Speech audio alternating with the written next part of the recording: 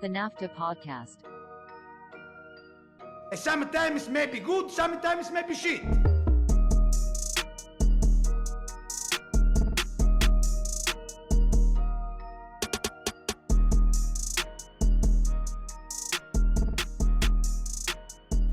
NAFTAA Podcast is back. It is episode 3000.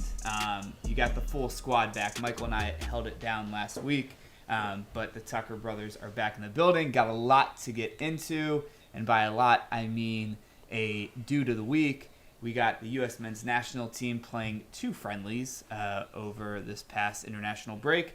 We'll give you the predictions for this coming match week in the Premier League. And as always, except for the last two episodes, we'll give you Dylan Tucker's bets and get you out of here, hopefully, in under an hour. That's the new motto of the podcast. Can we do this in under an hour? 90% of the time, no. We're running at an 80-minute clip lately, which is not good. We got to figure that one out. First and foremost, Tucker Brothers, how you doing? Fantastic. I just had 6 bottles of wine show up today. So there you go. We're feeling great. I thought you said 6 bottles of wine like today. Yeah, they showed up today. I have 18 more to go. Dylan's wine taste is quite literally a drop kick in the mouth. Not for daytime drinking, I will say this. Nick, how you doing? Doing great.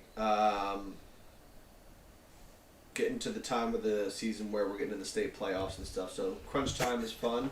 Got a big quarterfinal matchup tomorrow in the freshman soccer tournament against Christian Brothers Academy, and we're playing on the big varsity turf field, so we're going to give them hell, but I am not having high hopes of how this is going to go. So give those Christians hell. Yeah, they're a totally different level, those boys. But we'll give them hell, and well, considering my best player's wearing a face mask now because he broke his nose last week playing pickup football on an off day. So you know. Oh damn. He goes, yeah, coach. I high load a guy. I go, with no pads on? Why? What are you doing? Have you never played backyard football before growing up? Like, that's exactly what you do. Who's high lowing guys on no pads? You tabletop people. Yeah, you didn't do that growing up? That was literally the best thing to do. Playing tackle football? I was going to say the tabletop was the move back in the day. You know what that means, everyone. If Nick's already talking about high school soccer at the top, one of his dudes of the week is going to be some guy you've never heard of and someone who's not even listening to the pod. Nick, that's going to be an issue. If we're going to shout these kids out, they got to start listening. I told them. I told Nor, so next time I see him, I'm going to give him an app. And then I told, you are correct, because you already know who I'm picking. I sent his info in the text right after it happened. I told him that I'm shouting him out. And he goes, oh, really? Hey, well, tell him to skip the beginning when you said that you guys basically have no chance of winning. I'm going to screen record it and then just play that clip for him straight up from my saved photos. Propaganda. Don't even get a listen then. All right, perfect. Michael, you're the last one. I pretty much know how you're doing. What's going on with you? Work. Got a big game here in Columbus, Ohio this Saturday. Yep. It's Wednesday right now. Monday and before, I was basically so incredibly down on the Buckeyes, but just something in the air here. I'm starting to come back, starting to think we're going to take it to them on Saturday. Yep. Michael, just remember, go State. One of them. Either one, you know. Either or. It's the slogan of the week, go State. It is the Divorce Bowl. Myself and Michael, Ohio State fans, didn't go there. It's not a big deal. My wife did go to Penn State, so Ohio State, Penn State's this weekend. We talked about Ohio State a little bit last week. Got some good views on that one. I mean, the propaganda machine over here has actually been working overtime on YouTube. So, with that said, if you're listening to us, give us a follow, like, subscribe, leave a comment. All of that helps. We're trying to break the algorithm. We're doing all right. We don't know what the fuck we're doing, but it's totally fine. Boys, look. Couple of questions I have for you. This is going to roll into our segment called Shut Up and Dribble. It's a working title. We're going to keep peppering this until we get it down pat and have a good segment here. MLB playoffs are going on. And I'll say this. If you're watching any of the Phillies games, it's pretty crazy. It's electric. So I wanted to pose this to each of you. I want you. What was that? You said It's electric. Oh damn. We just aged out of every demographic thing. That is. Wait, hold on. Do you hear it? Do you hear it? That's everybody turning us off right now. Absolutely. Collective clicks. Yes. So I do want to ask everyone, give me their answer. You don't have to give a reason, and we'll go back to you. Best playoff atmosphere sports-wise. Which sport has the best playoff atmosphere? Michael, I already know that you're not getting the top pick for Dudes of the Week, so I'll start with you. I'll tell you what. I would say, as somebody who loves baseball, I would say baseball. However, I was at the Ohio State-Georgia game last year in the semifinal. I would do anything to go to that game every year. It was so fun. I was in the bleeds. Semifinal? Yeah, I was in the bleeds. Yeah, it was so fun. Dylan, I think I know where this is going. Yeah, Game 7 MSG Rangers win. Well, what do you mean? I was actually in the building. It was electric. I meant just the sport. Hockey. So hockey. Stanley Cup playoff hockey. All right. Nick? Yeah, I was going to say Stanley Cup hockey too, but I've been to a few World Series games, and I was in a World Series game where I thought the upper deck was going to collapse at Yankee Stadium on us. So it can get pretty electric there too. So 90s. Love that. I was baseball too. I'm big time baseball. Nick, you said woogie woogie woogie. I gotta pepper you a little bit. I'm baseball I'm sorry, too. everybody knows that one. Come on. John does. Michael, give me a couple of reasons why it's football. Well, so it's the last thing that was in my head, and now that I'm thinking about it, I was literally outside the stadium when Rajai Davis hit the tying home run when we played the Cubs, and I've never felt that good in my life. It immediately turned into despair because Ben Zobrist hit one down the line and we lost. But when he hit that fucking home run, oh my god. Yeah, I think baseball's great. I do love this about football. Was the band in the house for college football? Yes. So both. Like we got to see like Scripto. I'm pretty sure. I just mean in the stands. If they're playing in the stands. Yes. They were there. They were there. Dylan, hockey obviously is an easy choice. What's Why is your it reason? easy? I think it's kind of the most. I even said it 2 episodes ago. I was like, yeah, hockey playoffs are great. I don't even know if I could tell you why, but they're great.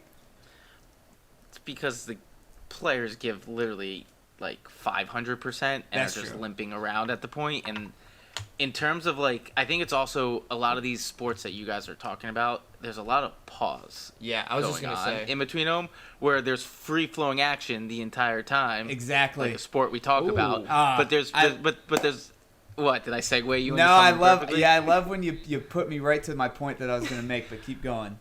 Because it's free flowing, and then also it sounds louder when you're in these outdoor stadiums because they fit 70,000 people or whatever it is. Where there's 18,000 people. It's as intimate as a big arena can be, and if only because it wasn't the Stanley Cup, but it was Game 7 of the playoffs, and the game went into overtime, and a place has never been rocking more when the game-winning goal went in. It was euphoric. It was amazing. So this is what I'll say.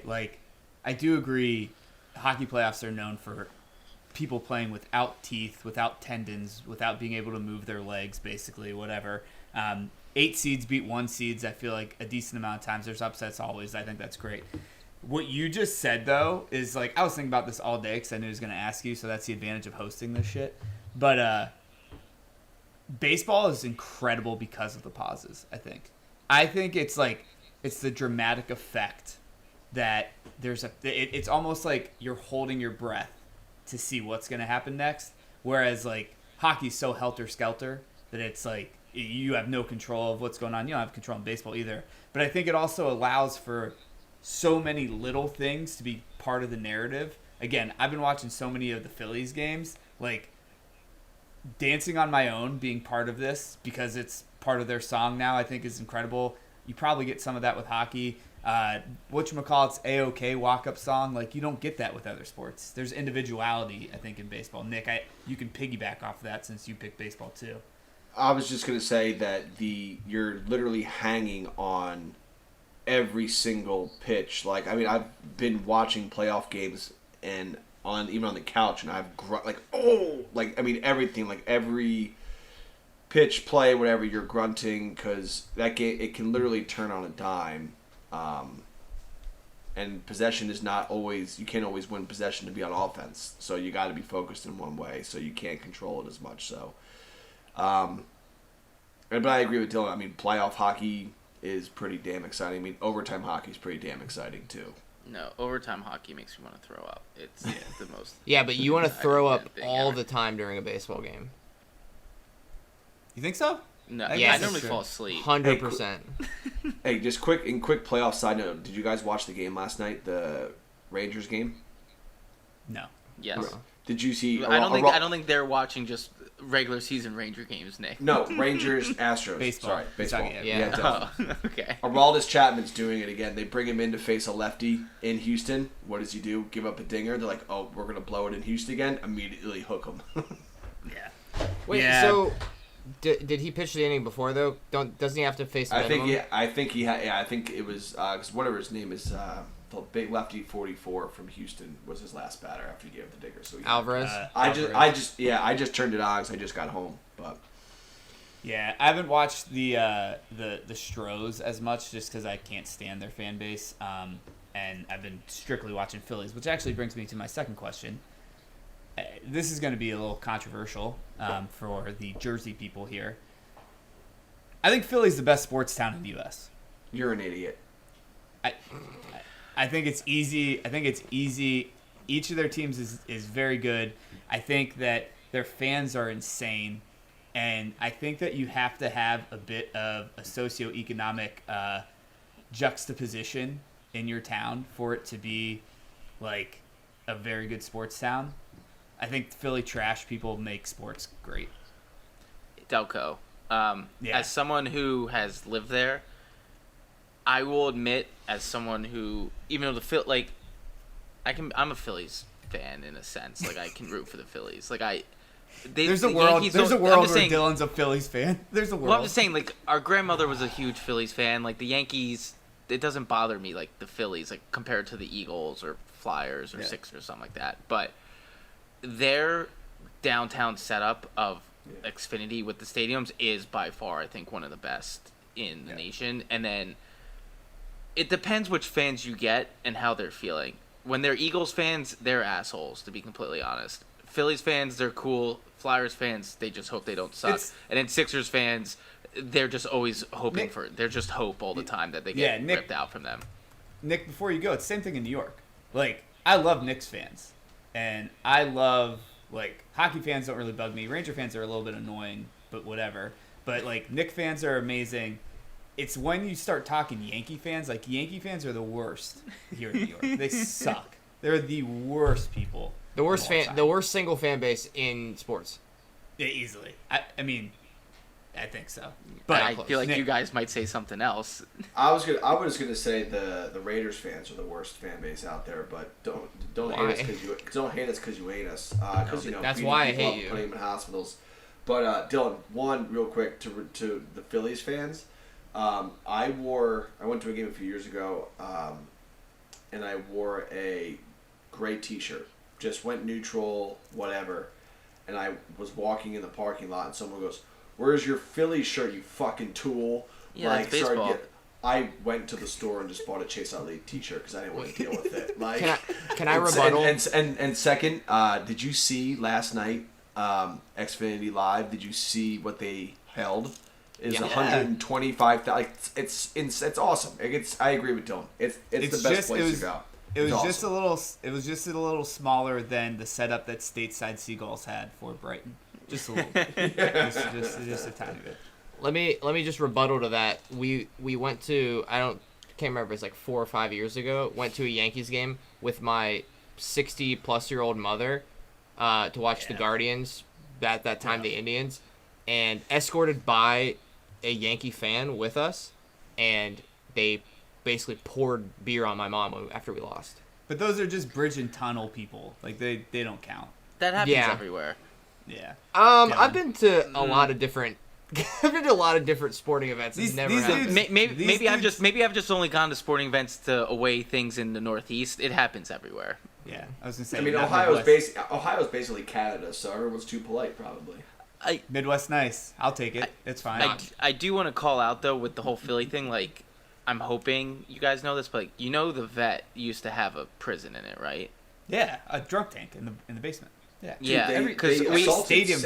well, They but I'm assaulted saying 'cause- Santa Claus. well, because we have a friend who went to a game there and purposely wore Giant stuff, but wore a green shirt underneath. And then when he got brought in front of the judge, because he got into a little bit of a scuffle, as he was getting there, he took his Giants jersey off, so he had a green shirt on. And then the judge thought he was an Eagles fan and just let him go. So you go. that's just playing chess. Yeah, that's just smart thinking. Last question I had. This could be a little bit of a throwaway in this segment, but Nick, how far into the Bex doc are you? I watched Ep 1 last night, finally. Okay. So me too. we've been on a hard murder mystery kick doc. So we've been binging hard. So, but yes, the Bex doc is on, and I didn't know he was such a lovesick puppy. Yeah, simp. Yeah. Yeah. That's So what as the resident old on this podcast, I'm just gonna go with what I said.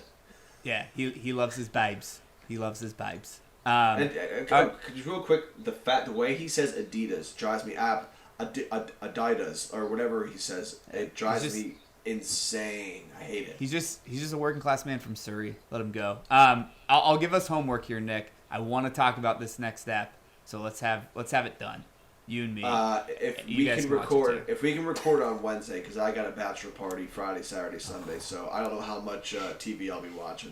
We might be holding off then, so we'll figure it out. Beck's doc Yes. has to be talked about though. It actually For is sure. pretty decent television. All right, dudes of the week. Been a pretty successful segment so far, outside of 16-year-olds and 17-year-olds getting a shout out. Pause. But we want to jump into it. Nick, I made you go last because United stunk the last time you were on here, and I kind of felt bad about that. So you get the leadoff pick here. Then I'll go Michael. Then I'll go Dylan, and myself. I'll go last. So give us your dudes of the week, round one. Nick with the first pick. You're on the clock. Because this is very possibly the last time I can make this reference this season, I have to make my dude of the week Matthew McAwer, the freshman goalkeeper for Ocean Township High School. In the round of 16 tournament, made four saves in 8 rounds of penalty kicks to advance against Marlboro High School. Outstanding performance.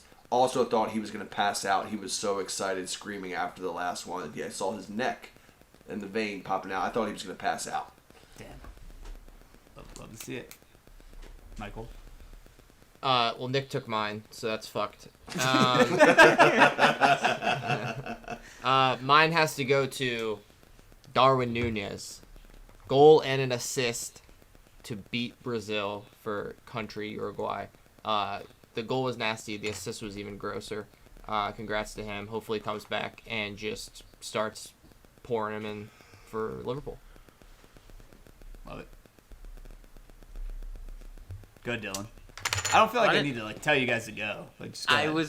I thought you were gonna go third. I was ready to wrap That's around on on the you, snake. John. Oh, because I said the order and people didn't listen? You said Nick and then me, and then you didn't say anything after that. I said then Yeah. Dylan, then myself. Well, then that's Oh, I because didn't was listen trying. to that. Sorry, Sorry. I've been. The reason why I messed this up then is because I was working on making sure I pronounce this correctly. My dude of the week is Sheikh Yazim.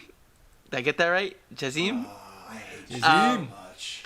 Mostly for the fact that I'm proud of him for knowing his worth and not upping his bid, as well as probably having the best, hey guys, I swear I'm really good at my job moment of saying, well, if I bought the team, Mbappe was coming, and just completely showing a path that just would have made United fans even more glazer out while he's saying peace. So, good on him. Yeah, I mean, it was quite like a breakup or a relationship that never happened, and then you look at the other person, it's like, well, if we would have been together, we would have gone to dinner here, and here. Great pick. I got two back-to-back, obviously. I'm going to do the partnership that probably isn't going to get much of a shout-out because they didn't score for the U.S. men's national team. This is a cop-out. But give me Serginho Dest. Give me Tim Weah. Electric down – don't say it, Nick. Electric down the sideline. Made a huge impact, especially in that second game. First game, maybe not so much. But that Ghana game, those two guys were hugely impactful but didn't score. So you're probably not going to hear about them as much. And they're great. So Serginho and Tim Weah. I will go with Gio Reyna for getting the monkey off his back and finally getting 2 goals. The second one was one of the funnest free kicks I think I've seen in a while. So Yes. happy he got the monkey off his back and looks like he should actually be playing. Real quick, in the moment, I was explaining to Alexis what was happening, and I was like, Lex, this doesn't happen often. You should watch or whatever. And, like, had her head in her computer the entire time. Almost 30 seconds goes by after the goal, and she goes, what happened? And I was like, I can't be asked anymore. Michael. I'm going to give a shout-out to the Liverpool women's team, the whole damn team. I think to start the season, I think they actually... Don't quote me on this. I think they might have lost or drew Everton just now. But they did beat Villa and they beat Arsenal at the Emirates to start the season after just getting promoted back to the top flight. So congratulations to them. I've been seeing a lot of them on the IG timeline. Just wanted to give them a shout out. You want to shout out Chelsea Grimes? Yeah, always. Always shout her I have out. to stop. I have to stop myself from just doing it every episode. So Yeah, they actually lost to Everton 1-0, but that's Yeah, neither that's here nor all right. there. yeah, It's all right. it's all right. It's all right. It's all right. Nick, back-to-back boy. All right. Speaking of, we talked about the Beckstock, going back to Welcome to Wrexham. I want to shout out. Sorry. Our first dudette, or no, not our first, but a dudette of the week. Rosie I just did a Hughes, whole team of women. striker for Wrexham. I know. I'm sorry. I'm tired. It's been a long couple days. Just give me a break. Rosie Hughes, striker for Wrexham. Woman is an absolute savage. Just a beast. Working a full-time job, leading the league in scoring. I mean, they put up 13 goals the other day. Like, that's obscene. So, shout out to Rosie. And then to follow up with my third dude of the week, Dylan kind of took the thunder here, but the Glazers. You got your money, you selfish bastards. Now do something with it. They won't. That's it. Yeah. That was such an underwhelming ending there, Nick. But it's fine. Michael, how are you gonna end on your draft picks after your binder full of women? Listen, I'm gonna go American football here, the college level, and I'm gonna shout out my boy Michael Penix Jr. for that outstanding performance against Oregon last week. Help me hit a 5-leg parlay. Love that for me. Shout out to him. The only thing I didn't like immediately, interview, had a great game. I want him to do the Daniel Tosh. Be like, it was all me. I did everything. Thanks God right away. Left a sour taste in my mouth. But, what are you going to do? Everybody can't be 100%. There has to be a little bit you disliking somebody. But Michael Penix Jr., shout out to you, brother. Yeah, Pretty anti... Good. Kept my future for watching to win national title alive, so I appreciate Ooh. What's that at? That's got to be like plus 3,000? 2,000? Plus 2,000. Yeah, that makes sense. Dylan, final pick? I think I've done a full 180 on this person. Speaking of betting, real recognize real. My dude of the week is Sandro Tonali. Keep shooting your shot. Keep betting on your team. The Pete Rose of European soccer. I love to see it. I'm going to do the last one for myself is Zinchenko. Told Mudryk that if he scores on Saturday, he's going to rip his balls off. And I just think that there's nothing better than, being able to separate club and country and, still standing by Arsenal, but also, being like, hey, score all the goals you want with Ukraine, just not this coming weekend. So Zinchenko, shout out to him. What a guy. Dudes of the week, done and dusted. The U.S. men's national team had 2 games. It was quite literally a tale of 2 games, which is always an easy segue for us to talk here. First game against Germany happened on Saturday. It ended 3-1 to the Germans, and then the second was a 4-0 drubbing of Ghana. I will say all 4 goals happened in the first half. Pulisic opened the scoring against the Germans in the 27th minute. Gundogan tied it in the 39th. In the second half, Germany pulled away with Füllkrug in the 58th and Musiala in the 61st. Let's start there. Interesting game. I think the weather had a lot to do with it. I'm not an excuse guy, though.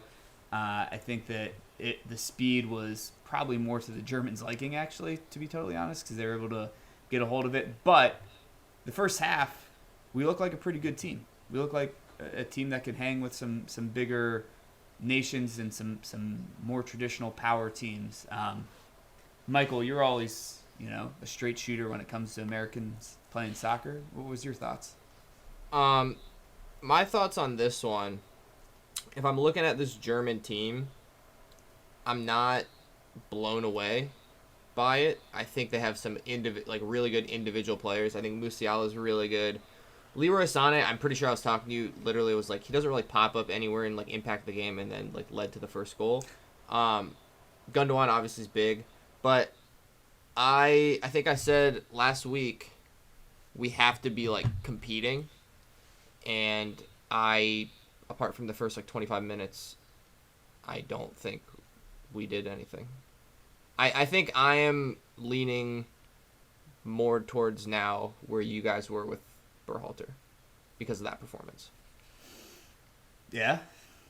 I just think I think it's so insane how bad we can look at times when before it was consistently good, and I know it's against lesser opposition, but this German team lost to Japan, and Japan crushed Canada. Mm-hmm. Japan has been just beating everybody. So really, we're not even close to Japan, who is I would say more a top 10-ish team right now, at least playing like it. Yeah, I think that's... I don't think that's ridiculous. Japan just beat the shit out of Canada, too, but Canada's a boat without a captain, quite literally. I think the other thing that's key here is, Mexico tied Germany yesterday as well, 2 days ago, whenever it was. I don't disagree. I don't think this is the strongest German team, and I don't think they necessarily know what they're doing. But new manager bump, which I'm sure Dylan was going to mention, Nagelsmann's first game. Dylan, what were your thoughts? You're usually the pro-U.S. guy here. Give us a glass half full. Well, 1, yes, new manager bump. There's nothing you can do about it. 2, I thought the first half, for the most part, was good and exciting. To the point where I think you saw Berhalter kind of let the forwards play and try and be creative for once, which was nice to see. I think the problem, I know you called him a dude of the week, but I think you need to find the right pairing in the back of which center backs can play where Serginho, because he gets real excited and goes way up the pitch, and if you don't have the right tandem back there, it leaves us in a bad spot defensively. Also to the point where I think Weston comes back and tries and helps, and then you're playing 5 at the back, and it just throws everything in the whack too. So I think that's just needs to get sorted, and that's kind of what led to the 2 goals and then happening with Germany. I know you want positivity, but the thing that concerns me, and hopefully this changes, is we clearly showed him we're getting to Ghana, but we're beating teams we're supposed to beat now, which is great. We need to now actually compete with the teams that we're used to, even though Germany we have a record of beating in the past, but we need to start actually competing against European teams, because when I think everyone's probably seen the stat, Greg against top 20 teams, I think is 4-4-5, and 3 of the wins out of the 4 are against Mexico. It's great, let's keep beating Mexico, but it'd be nice to beat people that aren't Mexican, and also other European teams that aren't Northern Ireland and go from there. That's the part that's concerning from all this. So before we get Nick's 2 cents, I will say, and I think that you're right, Serginho played left back against Germany, was sitting next to Ream, played right back against Ghana, and was sitting next to Robinson.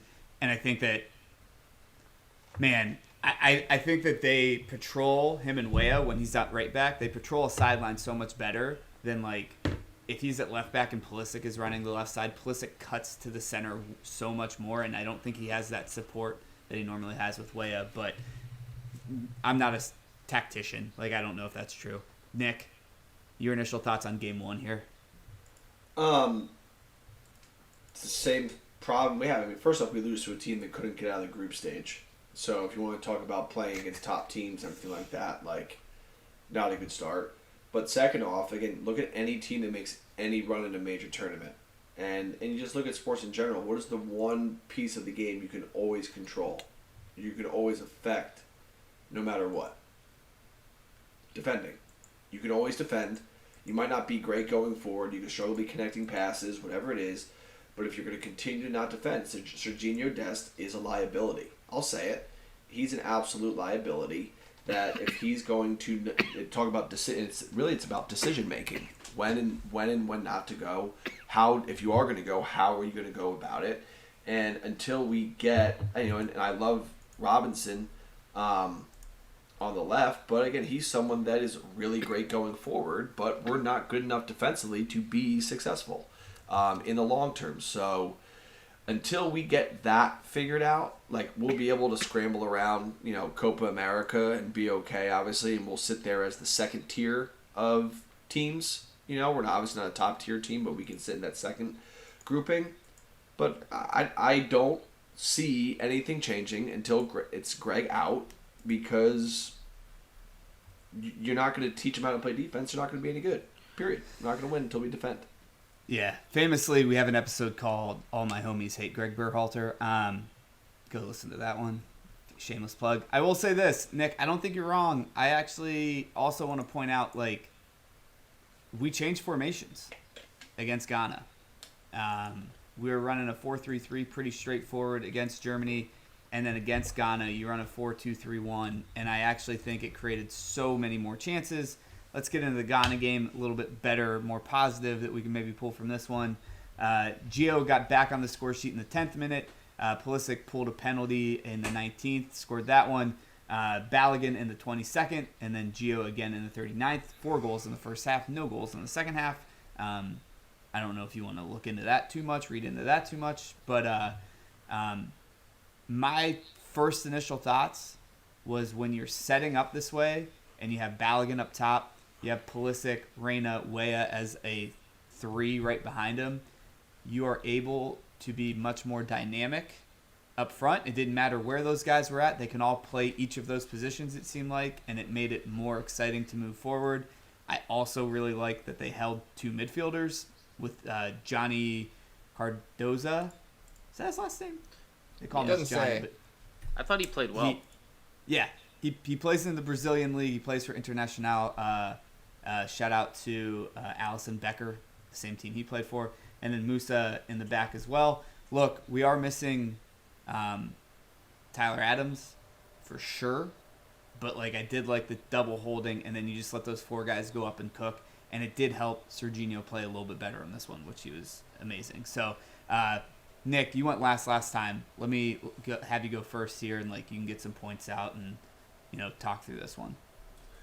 No, I mean, again, we're doing what we were supposed to do. I agree with you that the 4-2-3-1 I think can be more flexible at times in game. It's a lot easier to adjust to and make some different changes. At least that's how I see it. But I'm still. It's Ghana. What do you, like, you're doing what you're supposed to be doing, and you say don't lead the second half. Well, you take out the guys, you give guys chances. You get Ricardo Pepi, Aronson, McKinney come in, and you get all these other guys. Just get them some burn. It's the second game before they have to go back to their clubs. So you're not trying to run crazy. It's a good positive. There's definitely positives in terms of the attack and the main guys that are supposed to be playing there, but I'm still stuck on the Germany game overhanging everything a little bit. Like we don't want to be competing with Ghana. We want to be competing. We want to be competing with Germany. And I'm just so scared we're gonna get abused this summer if we can't defend against. Obviously, these South American teams play an incredible style of the game. We're just gonna get passed around, and it could potentially be a dumpster fire. Yeah, so let me ask a quick question, Michael, before I hand it over to you. Ghana's ranked 60th. I know FIFA rankings are bullshit. We're ranked 11th. Ghana's ranked 60th. Germany was ranked 15th, so had the higher ranking in all of these games. But are we maybe nostalgia for the battles of Ghana of the past, where it's like, this is still a really, really good team? Mind you, Inaki Williams, Kudus, and Partey were in the starting lineup. You had a geriatric Ayew on the left side for them. Like, the back four for Ghana all play in either Turkey or second division France type of shit. Like, should we not be that pumped about this? Right? Is that the overall consensus I'm feeling? I think the fact that it was 4-0 means we can, like, that makes me feel a little bit more excited about it. But, like, I think they're a very good team in Africa, and they're competitive. Like, they're a team we normally see in the World Cup. So the fact that we can prove we can be a team we normally see in the World Cup 4-0 is a good thing. Good point. Yeah. Michael?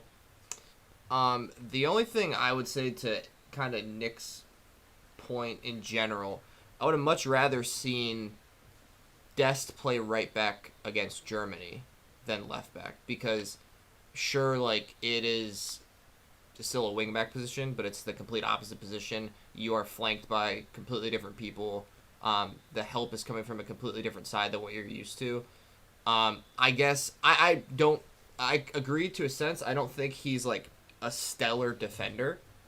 I don't think he's as bad as he was in the Germany game. And then I don't think you can judge defensively what he did in the game against Ghana either, because, like, again, I completely agree. For the most part, it's Ghana. It's good that you beat them 4-0. We have to get away from exactly what you said, John. If you want to be a team that, when the next World Cup comes around, you're like knocking on the door of competing, you can't care about this game. Yeah. Like, this has to just be a game where guys get work. True. Yeah, well, I agree, but I'm saying that, like, our group chat, not ours, a different one, where we're talking about how Greg is awful in the Germany game, which I think he was, and I think the team was not very good apart from, the first 25 minutes, and even then, like, I don't even think they looked good playing the thing. I don't care if we win that game 1-0, I don't think we look good. So, like, I'm always going to take that, with a grain of salt. The Ghana game, I just see the goals rolling in, and, text coming in, this is what I'm talking about, this is much better, and I go, it's Ghana. Like, you have to, are you now convinced that Greg is the right guy because we're beating the shit out of Ghana, or what's the deal? Because, like, you have to understand that this is not the same team that we're playing. Yeah. I think it was really important, Scally got more of a run, which I'm excited about. I think that he's going to be decent if he can get his levels up. I know he's 25, so he's not, like, the youngest guy. I know he plays at Celtic. It's not the biggest competition, but, like, I think in the World Cup, Cameron Carter-Vickers played really, really well, and I want him to play more. I think that's not a bad person to play. What I'll say, too, or the last question I have about this before we can get into some Premier League predictions and whatnot, the lineup he played against Ghana begs a kind of important question when Tyler Adams comes back. Is our best lineup without Weston McKennie starting? No. So then how do you line up? No Musa. I would rather have McKennie and Adams than Musa. Man, that's just an engine, though. Dylan, you disagreed. I think this is a good conversation. Adams is 100% coming in because I think some of the bigger problems we had, I'm not saying he fixes it, but I think Adams helps defensively more where we need to be and set up in a better shape. I think it's unfortunate. I think Weston's the odd man out for what the team needs, but at the same time, I think Weston is like, I feel like he's like the leader of the team without being the like the official captain, like, or like the Pulisic's or Adams. Like, That's where I don't know. I don't know what the right answer is, but like Adams has to 100% be in there. But also like we saw, Reyna I think needs to be in there because he helps create so much up top too. So I don't know what the right answer is. If you're going off of like the formation that you want to run a 4-2-3-1, either way I think Weston plays. He was the best player for us in the Germany game, in my opinion. Yeah. I don't disagree with that. I think Weston's also a really, really like good creative player, but I think the Germany game was kind of set up a little bit more for him to be successful. My personal opinion, and Nick, I definitely want to get yours too, like just your choice here, but like I think if you're gonna run, and I like the 4-2-3-1. I think that's a great setup. I think it's kind of like Reyna basically played creative shadow striker, like sitting back there, kind of connecting passes and was dangerous. I kind of want him there. My thing is once you get Tyler Adams back, then you just have two greyhounds in the middle that are just going to run.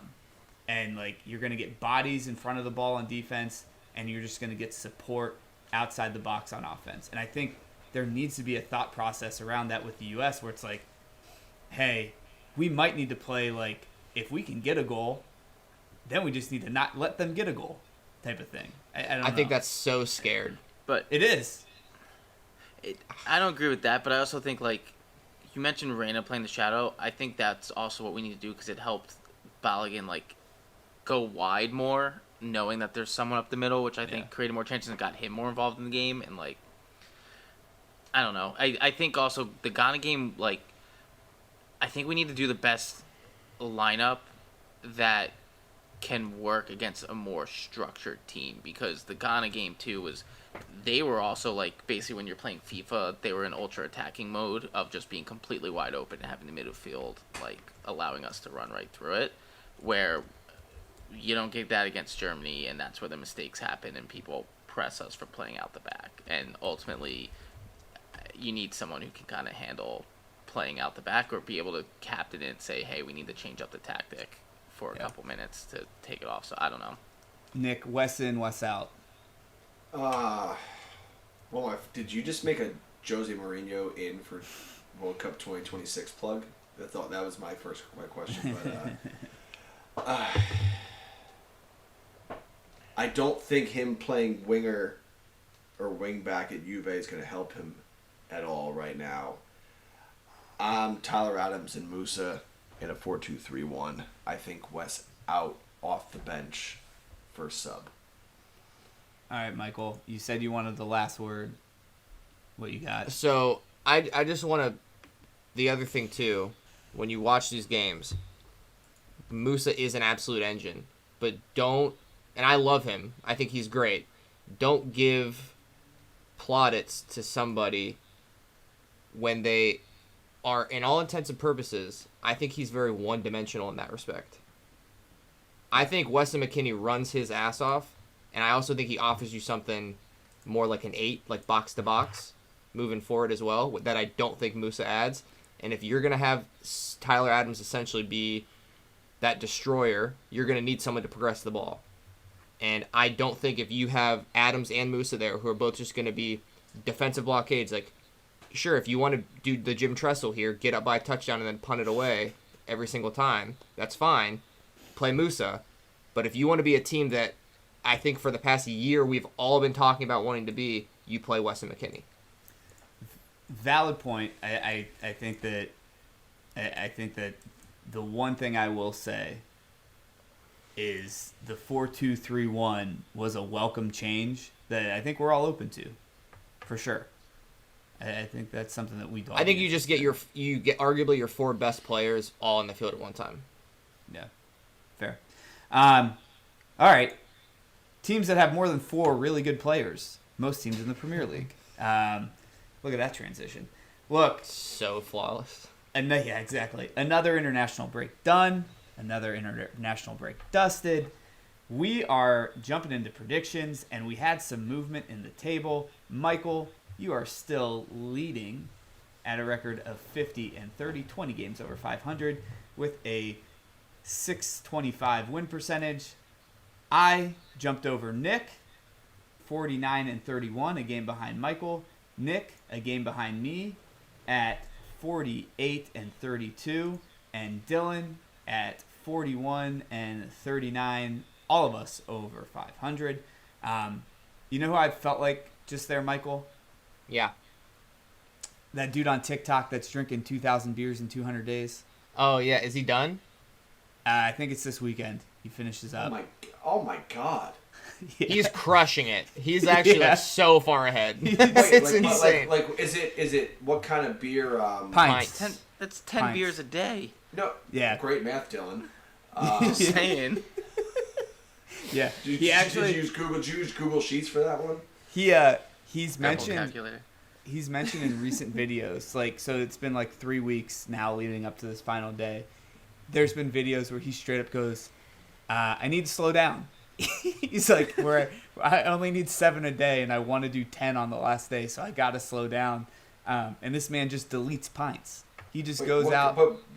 But is he drinking like Bud Light or is he drinking what kind of beer is this man drinking? I think Jenny he's Light. splitting. I think he's splitting G's. I think he's Guinness straight to the dome piece. Oh God. It's the lowest calorie beer, Nick. Next to It is true. I love it. It's almost Guinness season. It's almost getting there. Oh, it's been there. It's already Guinness Nah, season. I'm not trying to. I still smell the salt air in the morning. I'm not trying to give up on some warm weather yet. Nick So doesn't. old. Nick doesn't drink a Guinness until he has to wear like a quarter zip or something like that. I feel like. I live a block from the beach. I'm trying to hang on right now. Love it. All right, let's get into predictions. A Merseyside derby is going to lead this week off. Michael, are you nervous at all about the Battling Hanks coming in to Anfield? You know what? I'm going to use my platform, as small as it might be, to speak my truth here. John, I sent you the video. What is this? Since Klopp's been in charge, this is our 13th or 14th 12:30 start after an international break. A time slot that we are criminally bad at. It's at home, which is better for us, obviously. The next close, Nick, I know you're over there complaining. I'm waiting for you. This is I like can't wait listening to a I Chelsea can't. Hold fan. on. No. Shut up. Get your scarf out. Get your scarf out, you little whiner. Because I'm gonna get on my soapbox and whine here too. The next closest is Spurs. Spurs has 6. We have 13 or 14. I couldn't find a reliable source. A lot of trolls on the internet. Unbelievable travesty. I got Liverpool by 100 fucking goals. We're sick and tired of it. I can't wait to see. Who do you play this week, Nick? Let's see. Anyway, I can't wait to see all the scarves in the stand. It's going to be great. Anyway, Liverpool by 100. They did it right. There'll be no one in the stand. Yeah, true. Yeah, can't wait for the protests outside of Theater of Dreams. It's gonna I be got great. Liverpool. I got Liverpool as well. Just quick and easy to it. Dylan, who you got? Like Michael said, 12:30 game. They struggle. Toffees? No, I'm Oh, I kidding. already Liverpool. I was like, Dylan, I already made the graphic. Don't No, do this to I me just right wanted now. to mess with it. I just wanted to mess around. Liverpool's gonna win by a lot. Nick. Oh yeah, Liverpool, of course. All right. A very interesting game. Bournemouth is going to host Wolves. Our heart is always with Wolves until they beat City, which is bullshit. Bournemouth also, good friend Craig. Shout him out every podcast. Got to do it. They're struggling. Wolves are actually playing a little bit better. Dylan, what's happening in this one? It's a game I believe we should win. If we weren't coming off of an international break and probably losing all of our momentum, so I'm going to be optimistic and say a tie. But I will say this. If we do end up winning, I think my fear of the drop goes down to like sub 10%. Makes sense. Nick? Yeah, I'm gonna go with draw. I just don't trust. I wanted to pick Bournemouth because they're home, but same with the Wolves are kind of coming up. They're feeling high. Tyler, I don't know. Wolves are coming off a high, but international break, you never really know. So draw? I'm sorry. I'm really draw. I'm sorry. I am so shot right now, dude. Hey, I'll read your bets, or I'll read your picks the rest of the way. You just take a nap. I will. I'll take a nap till tomorrow at 5:15 in the morning. Okay. This was at Billy Madison. We're all a little dumber after that one. Shout out to shout out to Nikki Haley on that one. Michael, who you got? I got a draw as well. I'm switching it up. I really, no offense, Dylan. I want Craig to be happy more than anything, more than many things just in my personal life. But I'm switching up the tactics here. I'm pulling a Uno reverse. I just got a draw. I want to drink Craig's tears after this game. We'll have you on next time he's here. I got a draw too, so it's a quad draw, which is a rare thing to happen for the NAFTAA Pod quad draw. Brentford hosting Burnley. I got the Bees. They got to bounce back. I think Burnley may have been an emperor without clothes to begin the season, or whatever the phrase is. Not as good as we thought. So I got Brentford. Nick, who you got? I'll take the Fighting Ivan Tonys. Love that. Michael? I also have the Fighting Ivan Tonys. Free my man. Dylan, let me guess who you got. The Fighting Ivan Tonys. Buzz. Yeah. We're all pretty chalk in this prediction, as we all established early. City hosting Brighton. It's going to be a good game. Not who I want to come back and play after an international break. I got to take City, obviously. Dylan? Is Rodri back? Yes. Okay. Don't yell at him. I'm just double checking. It was Yell one at him, question. John. It's one question, not a series. I asked one question too. I say, is Michael, Martinelli playing? And you go, I fucking hate when he does this shit. Bro, Michael questions the witness. He gets like No, all I of don't. his research. I asked literally one question. You just get so angry. I can literally clip a 4-question rant by you 2 weeks From ago. 4 different episodes. No, absolutely Yes, you're wrong. So, Michael, You're who incorrect. do you have? Michael, who do you have? I'm so tempted to make you do more work right now. Do it. I won't. That's fine. I got City. You guys don't score, and they have a lot of shots on goal. You could easily lose this game. Easily, for sure. Nick, who you got? I got Citizens. Yeah. Newcastle hosting Palace. Newcastle. Did I skip someone? Nope, No, right? Newcastle. I just asked a question. I never said who I picked. Oh, okay. Dylan, who you got? Well, I mean, now I want to take Brighton, but I'll take City. Go right ahead. Newcastle hosting Palace. Nick, start us off here. The Fighting Tonales. God damn it. Michael. He won't be Catching the fighting. theme He won't be fighting, but I also have Newcastle. Dylan. Geordie Shore. Yep. I got Newcastle as well. Nottingham Forest is hosting Luton. Forest, pretty decent this year, actually. Luton, pretty bad. Kind of how we predicted. Dylan, who you got? The Fighting Matt Turners. Love it. Michael? I have the Fighting Gibbs White. Yeah. Oh, that way to follow Dylan up on that one. Nick, who you got? The Fighting Alangas. Yep, I got the Fighting Serge Auriers. Is he still on the team? Yeah, he is. He's actually having a good year. The fact that we can name 4 Nottingham Forest players means we should probably have a podcast. Chelsea hosting Arsenal. I almost made this game of the week, but I didn't even want this nice thing to happen to Chelsea. I got the Gooners. I think they're just eons still better than Chelsea, and this is the beginning of the tough road for Chelsea that we're going to be watching intently to see if they can get multiple wins. Dylan, who you got? I'm taking Arsenal too. Michael? Gunners, brother. Nick? Gooners. Sheffield United taking on, weren't you guys known as like a railway club when you were green and yellow or something, Nick? Right? What was Man United? Yes, they were initial? Newton Heath or Heaton Heath or whatever it was, but yes, they were railway workers. Yes. Needless to say, we're going to see the green and the yellow scarves out, as Michael's been alluding to all week, or maybe no one in the stands whatsoever. Nick, who you got? It's away day, so maybe there won't be any United fans there, actually. Who you got? There will be at least 10% of them there, of the stadium capacity. I will reluctantly take United. Michael? Oh, fuck you, Chris Wilder. Piece of shit. I got United. I'm sorry. I can't even lie about it. Dylan? I'm going to hold my nose and just say United. Yeah, I got United as well. The actual game of the week, which I think is kind of a big brain game of the week. I don't think other podcasts are going to be picking this one game of the week, but we know ball. Aston Villa is hosting West Ham.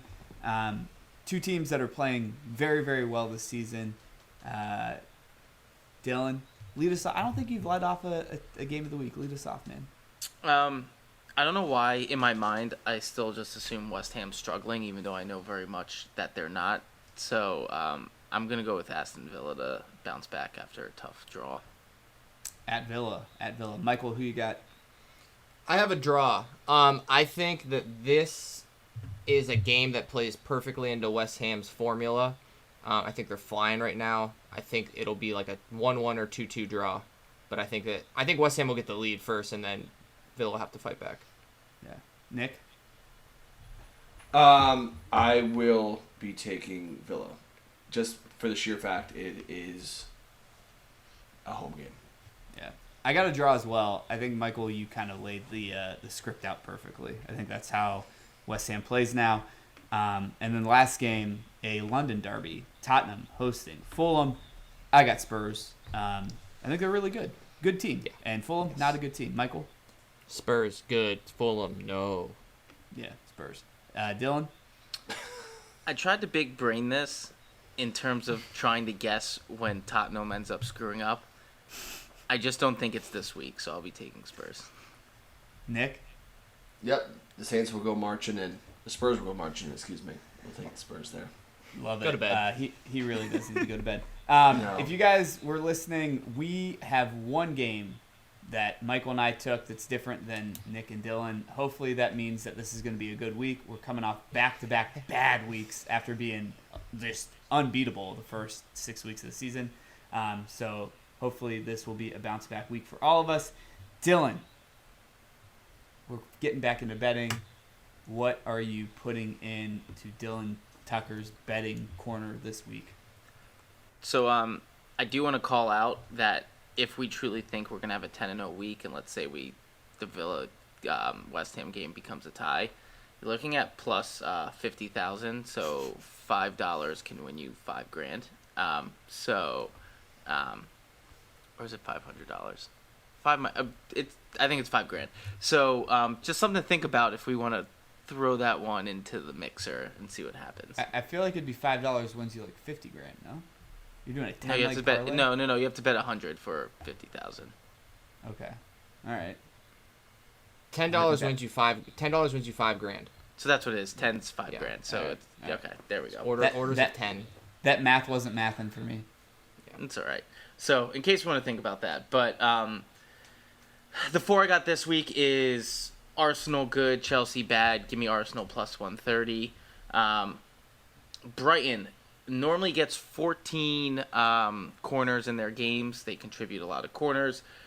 Granted, I think they think City's going to possess a lot of the ball here, but they can counterattack. So we'll take over 3.5 Brighton corners at plus 100.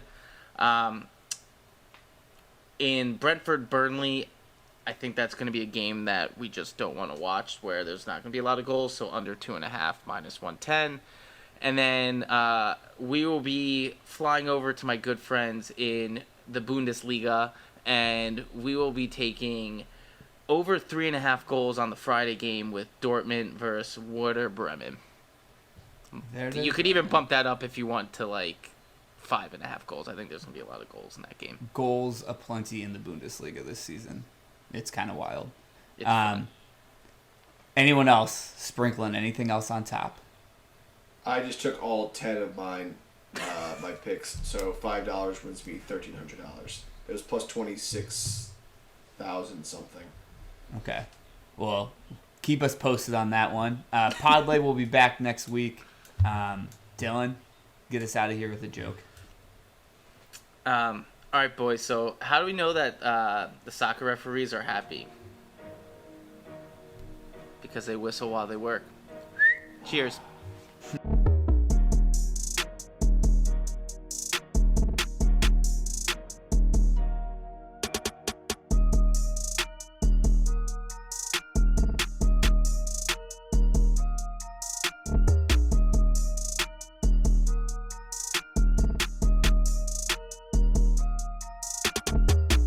The NAFTAA Podcast. Sometimes maybe good, sometimes maybe shit.